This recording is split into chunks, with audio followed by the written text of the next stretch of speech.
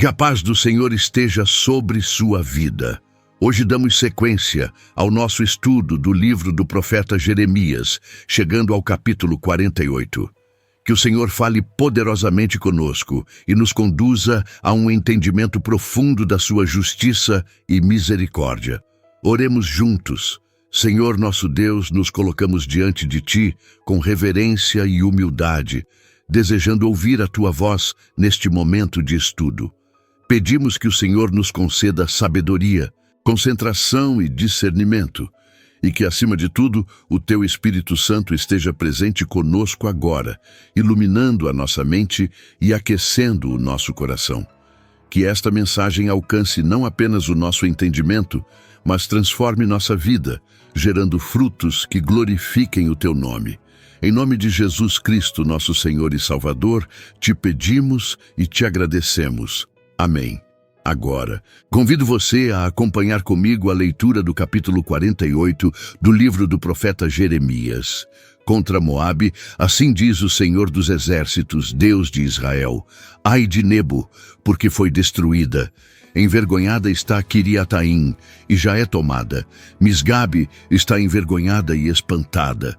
A glória de Moabe não existe mais. Em Esbom pensaram mal contra ela, dizendo: vinde e desarraiguemo-la, para que não seja mais povo. Também tu, ó Madmen, serás desarraigada. A espada te irá seguindo. Voz de grito de Oronaim: ruína e grande destruição, está destruída Moabe. Seus filhinhos fizeram ouvir gritos, porque pela subida de Luite eles irão com choro contínuo, porque na descida de Oronaim os adversários de Moabe ouviram um lastimoso clamor. Fugi, salvai a vossa vida, e sereis como a tamargueira no deserto. Porque, por causa da tua confiança nas tuas obras e nos teus tesouros, também tu serás tomada. E Quemos sairá para o cativeiro, os seus sacerdotes e os seus príncipes juntamente, porque virá o destruidor sobre cada uma das cidades, e nenhuma escapará, e perecerá o vale, e destruir-se-á a campina, porque o Senhor o disse. Dai asas a Moabe, porque voando sairá, e as suas cidades se tornarão em assolação, e ninguém morará nelas. Maldito aquele que fizer a obra do Senhor fraudulentamente, e maldito aquele que preserva a sua espada do sangue. Moabe esteve descansado desde a sua mocidade, e as suas fezes repousaram. Não foi mudado de vasilha para vasilha, nem foi para o cativeiro. Por isso, conservou o seu sabor, e o seu cheiro não se alterou. Portanto, eis que dias vêm, diz o Senhor, em que lhe enviarei derramadores que o farão andar a grandes passos, e despejarão as suas vasilhas e romperão os seus odres. E Moabe terá vergonha de Quemos, como se envergonhou a casa de Israel de Betel, sua confiança.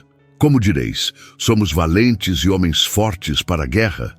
Moabe está destruída e subiu das suas cidades, e os seus jovens escolhidos desceram à matança, diz o rei, cujo nome é o Senhor dos Exércitos.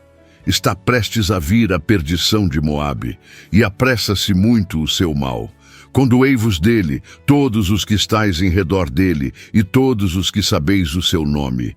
Dizei, como se quebrou a vara forte, o cajado formoso. Desce da tua glória, e assenta-te em seco, ó moradora, filha de Dibom. Porque o destruidor de Moabe subiu contra ti e desfez as tuas fortalezas. Põe-te no caminho e espia, ó moradora do Aroer. Pergunta ao que vai fugindo, e à que escapou dize: que sucedeu? Moabe está envergonhado porque foi quebrantado. Uivai e gritai. Anunciai em Arnon que Moabe está destruído. Também o julgamento veio sobre a terra da campina, e sobre Olom, e sobre Jaza. e sobre Mefaate, e sobre Dibom, e sobre Nebo, e sobre Bet-Diblataim, e sobre Quiriataim, e sobre Bet-Gamul, e sobre Bet-Meon, e sobre Queriote, e sobre Bosra, e até sobre todas as cidades da terra de Moabe, as de longe e as de perto. Está cortado o poder de Moabe, e quebrantado o seu braço, diz o Senhor. Embriagai-o, porque contra o Senhor se engrandeceu, e Moabe se revolverá no seu vômito, e será ele também um objeto de escárnio. Pois não foi também Israel objeto de escárnio para ti? Porventura foi achado entre ladrões? Por que então, desde que falas dele, te ris? Deixai as cidades e habitai no rochedo, ó moradores de Moabe, e sede como a pomba que se aninha nas extremidades da boca da caverna. Ouvimos falar da soberba de Moabe, que é soberbíssimo, da sua arrogância e do seu orgulho, e da sua altivez e da altura do seu coração. Eu conheço, diz o Senhor, a sua indignação, mas isso nada é. As suas mentiras nada farão. Por isso gemerei por Moabe. Sim, gritarei por todo o Moabe, pois os homens de Quireres se lamentarão. Com o choro de Jazer, chorar-te-ei, ó vide de Sibma. Os teus ramos passaram o mar, chegaram até ao mar de Jazer. Mas o destruidor caiu sobre os frutos do teu verão e sobre a tua vindima. Tirou-se, pois, o folguedo e a alegria do campo fértil e da terra de Moabe. Porque fiz que o vinho acabasse nos lagares. Já não pisarão uvas com júbilo. O júbilo não será júbilo. Ouviu-se o grito de Resbom até Eleale e até Jaza, e desde Zoar até Oronaim se ouviu a sua voz, como de bezerra de 3 anos, porque até as águas do Ninrim se tornarão em assolação, e farei desaparecer de Moabe, diz o Senhor, quem sacrifique nos altos e queime incenso aos seus deuses. Por isso soará como flautas o meu coração por Moabe. E como flautas soará o meu coração pelos homens de Quireres, porquanto a abundância que ajuntou se perdeu. Porque toda a cabeça ficará calva, e toda a barba diminuída. Sobre todas as mãos haverá incisões, e sobre os lombos panos de saco. Sobre todos os telhados de Moabe e nas suas ruas haverá um pranto geral, porque quebrei a Moabe, como a um vaso que não agrada, diz o Senhor. Como está quebrantado, como uivam, como virou Moabe as costas e se envergonhou. Assim será Moabe objeto de escárnio e de espanto para todos os que estão em redor dele. Porque assim diz o Senhor, eis que voará como a águia e estenderá as asas sobre Moabe. São tomadas as cidades e ocupadas as fortalezas, e será o coração dos valentes de Moabe, naquele dia, como o coração da mulher em suas dores. E Moabe será destruído, para que não seja povo, porque se engrandeceu contra o Senhor. Temor e cova e laço vêm sobre ti, ó morador de Moabe, diz o Senhor. O que fugir do temor cairá na cova, e o que sair da cova ficará preso no laço, porque trarei sobre ele, sobre Moabe, o ano da sua visitação, diz o Senhor. Os que fugiam ficaram sem força e pararam à sombra de Esbom. Mas fogo saiu de Esbom, e a labareda do meio de Seom, e devorou o canto de Moabe e o poder dos turbulentos. Ai de ti, Moabe! Pereceu o povo de Quemos, porque teus filhos ficaram cativos, e tuas filhas em cativeiro. Mas farei voltar os cativos de Moabe no último dos dias, diz o Senhor. Até aqui o juízo de Moabe. O capítulo 48 do livro do profeta Jeremias inicia com uma solene profecia contra Moabe, uma nação vizinha de Israel, que, embora tivesse laços antigos e complexos com o povo de Deus, era marcada por sua arrogância, idolatria e autossuficiência. O texto se desdobra com uma série de declarações firmes e detalhadas sobre o juízo iminente que o Senhor traria sobre as cidades moabitas. Já nos primeiros versículos, vemos nomes de localidades como Nebo e Quiriataim sendo mencionados como alvos da devastação. Isso nos mostra que o julgamento de Deus é preciso e direcionado, alcançando cada lugar conforme suas justas determinações. Ao tratar do juízo contra Moabe, Jeremias denuncia o orgulho que tomou conta daquele povo. O orgulho espiritual e político é um dos temas centrais deste capítulo. Moabe se vangloriava de sua força, de sua posição geográfica, de suas riquezas e de sua religião. No entanto, todos esses pilares desmoronam quando confrontados com a mão do Deus Todo-Poderoso. Este alerta é profundamente relevante para todos os tempos. Quando alguém coloca sua confiança em qualquer coisa fora do Senhor, está construindo sobre areia. O orgulho leva à queda e a altivez do coração precede a ruína, como ensinam as Escrituras. A menção ao elogio de Moabe, que desapareceu, evidencia que Deus não está apenas tratando de questões geográficas ou militares, mas também de reputação, honra e glória humana. Aquilo que era motivo de exaltação entre os homens agora é trazido ao pó. Esse ensino deve levar cada um de nós a refletir sobre onde está fundamentada a nossa identidade. Somos conhecidos por aquilo que Deus vê em nós ou pelo que os outros pensam de nós? O Senhor pesa os corações, e nenhuma glória humana permanece de pé diante dele se estiver enraizada no orgulho e na vaidade. Neste início de capítulo, também percebemos que o juízo é anunciado com tristeza e não com prazer. Jeremias, como profeta sensível à voz e ao coração de Deus, não celebra a destruição, mas lamenta o destino de Moabe. Isso reflete o caráter do próprio Senhor, que, embora justo em suas ações, não tem prazer na morte do ímpio. Seu desejo é que todos se arrependam, mas quando a dureza do coração prevalece, o juízo se torna inevitável. Essa tensão entre justiça e misericórdia é uma constante nas profecias, e aqui ela se revela de maneira pungente. À medida que o capítulo 48 avança, torna-se ainda mais evidente o motivo pelo qual o Senhor traz juízo sobre Moabe. A confiança em seus próprios feitos, o apego à idolatria e a arrogância de seu coração.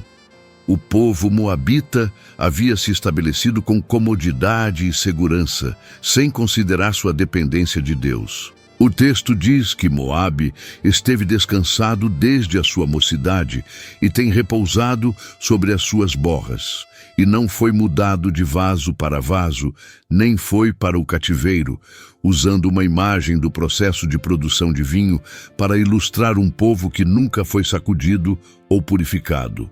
Essa metáfora nos ensina que a estabilidade que não gera arrependimento pode se tornar uma armadilha. Uma vida sem provações, mas também sem humildade, muitas vezes desemboca em afastamento de Deus. Esse trecho nos confronta com a importância do quebrantamento. A figura do vinho que repousa sobre as borras e se torna insípido representa um povo que não foi refinado nem purificado. Deus, como o oleiro que molda e também como o vinicultor que refina, às vezes permite o cativeiro, a adversidade e o desconforto para que o seu povo seja transformado, desperto e purificado. Quando tudo é cômodo e previsível, há o risco de cairmos na apatia espiritual, vivendo uma religiosidade sem arrependimento, uma fé sem frutos. Moabe havia se acomodado em sua prosperidade e não percebeu que sua autossuficiência o afastava do Deus verdadeiro. Em seguida, o texto enfatiza que a idolatria era outra raiz da queda moabita. O nome do deus Quemos aparece associado à vergonha que recairia sobre Moabe. Assim como Israel havia confiado em ídolos em diversas ocasiões e por isso enfrentado correção, agora é Moabe quem experimenta as consequências de sua falsa devoção. O que chama a atenção aqui é a universalidade da justiça divina. Deus não é apenas o Senhor de Israel, mas o Rei de todas as nações. Nenhum povo está acima de sua autoridade e todos serão julgados com equidade. A idolatria em qualquer nação, em qualquer tempo, será exposta e vencida pela soberania do Altíssimo. Também somos levados a meditar na repetida menção ao orgulho de Moabe. O texto afirma que ouvimos da soberba de Moabe, que é muito soberbo. Esta ênfase reforça a seriedade desse pecado. A soberba não é apenas uma atitude indesejável, ela é uma afronta ao Senhor porque coloca o eu no lugar de Deus. O orgulho é a raiz de muitas outras transgressões, pois impede o arrependimento, endurece o coração e promove uma visão distorcida da realidade. Moabe se exaltou e será abatido, e isso serve de sinal a todos que insistem em viver como se fossem autônomos diante do Criador. A palavra de Deus, ao relatar com tanta precisão o juízo sobre Moabe, nos ensina que ele observa cada nação, cada povo, cada coração. Nenhuma glória humana se sustenta diante do seu olhar. Por isso, a única resposta adequada é a humildade, o arrependimento e a fé. Que essas verdades penetrem em nós com força e que possamos reconhecer que tudo o que somos e temos depende da graça de Deus e não de nossa força, sabedoria ou posição. O texto segue revelando um lamento profundo sobre a condição de Moabe, como se o próprio coração de Jeremias fosse tomado por dor diante da destruição que se abateria sobre aquele povo. Essa empatia não vem de uma compaixão humana isolada, mas é reflexo do sentimento de Deus, que mesmo sendo justo em seu julgamento, não se alegra na ruína dos ímpios. Quando Jeremias diz que chorará por Moabe e pranteará por todo o povo de Sibma, ele está expressando o coração do profeta, que compreende a seriedade do pecado, mas também a gravidade da perda. Não há frieza ou indiferença nas palavras do servo de Deus. Há choro, há gemido, há lamento. Isso nos ensina que devemos anunciar a verdade com coragem, mas sempre com um espírito quebrantado e sensível.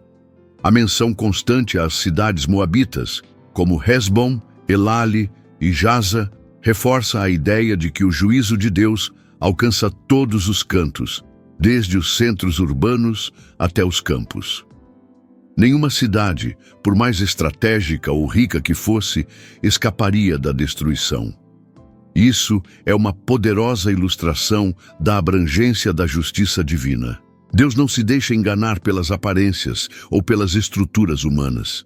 O que é sólido aos olhos dos homens, quando não está fundamentado nele, é frágil e temporário. Cidades muradas, vinhas produtivas, campos férteis, tudo isso se torna ruína quando o Senhor executa sua sentença.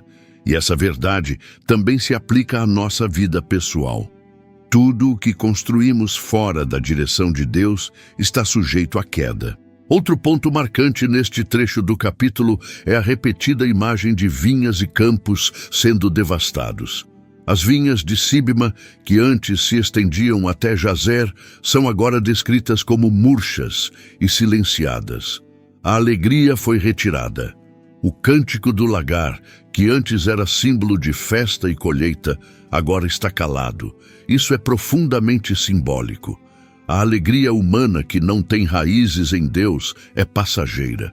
Quando a presença do Senhor é rejeitada, mesmo os momentos mais festivos da vida se tornam vazios e silenciosos. Essa linguagem poética carrega uma verdade teológica poderosa. Sem Deus, não há verdadeira celebração, nem colheita duradoura, nem paz que permaneça. Além disso, vemos o Senhor ordenando que Moabe se envolva em lamentação.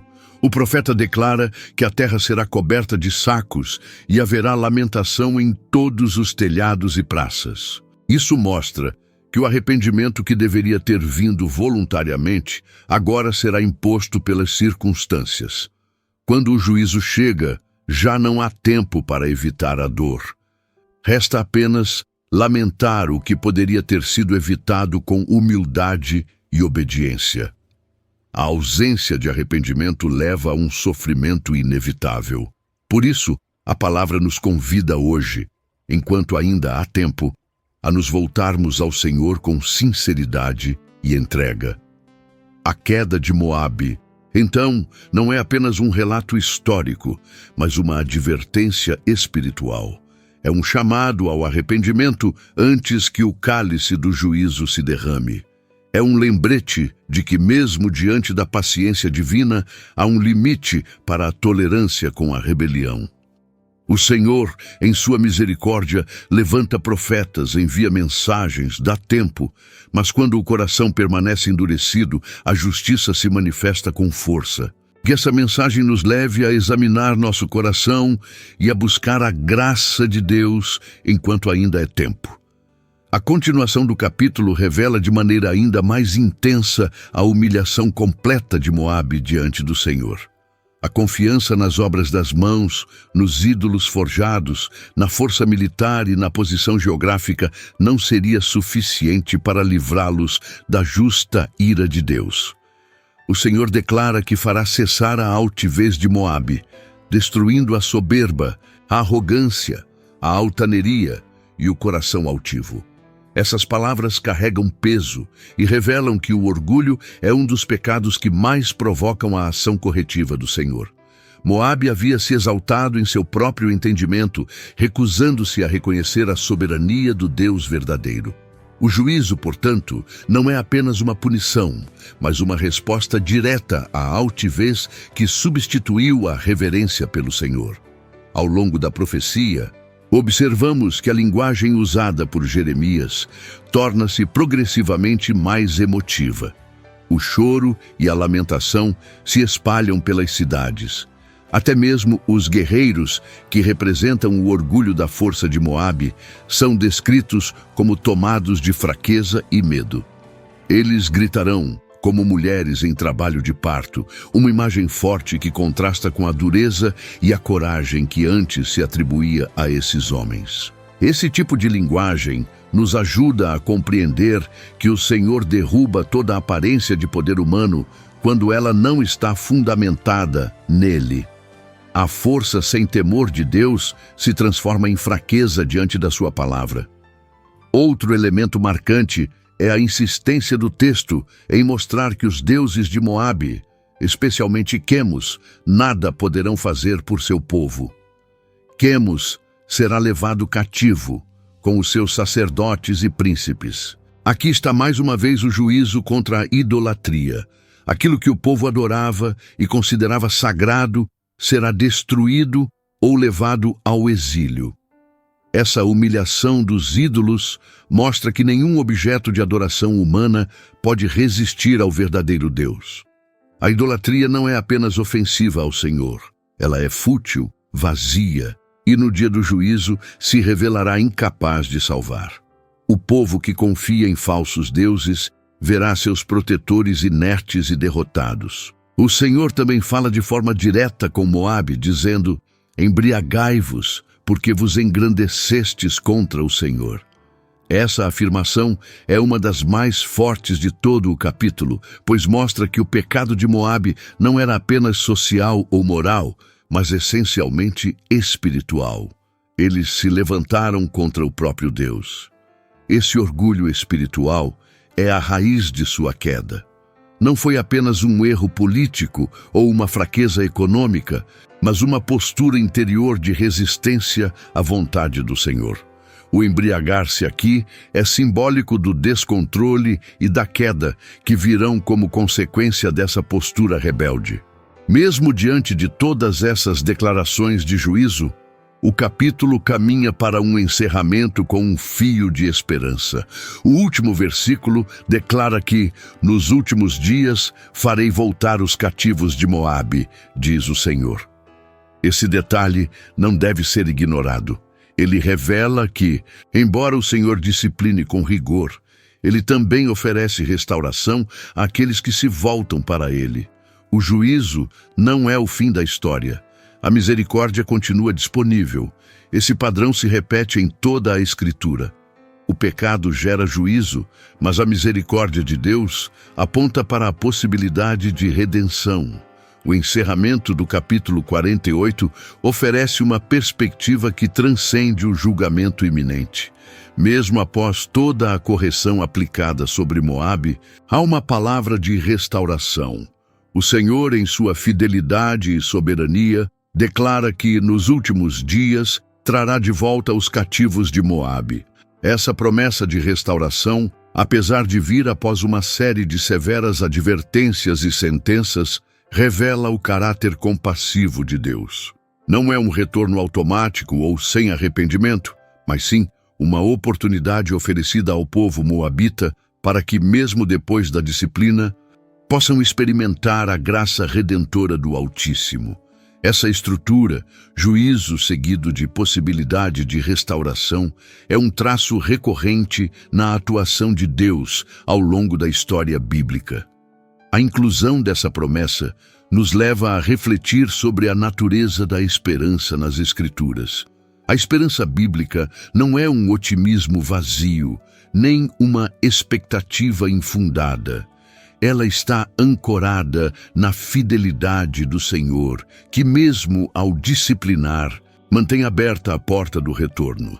Essa promessa de restauração final não invalida a seriedade do juízo, mas mostra que o objetivo do Senhor nunca é a destruição total, e sim a correção que leva ao arrependimento.